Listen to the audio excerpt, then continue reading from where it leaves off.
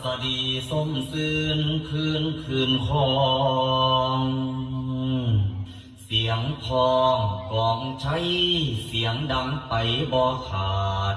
มหาสังกาดโยกย้ายลาสีเป็นลาดูแก้มกายสวยย้ายกายแก้มลาสีมื้อนี้เป็นวันดีวันประเสริฐฝูงหมู่ข้าทั้งหลายพำพร้อมมานั่งล้อมผ้าฟังรักษาพังมีมา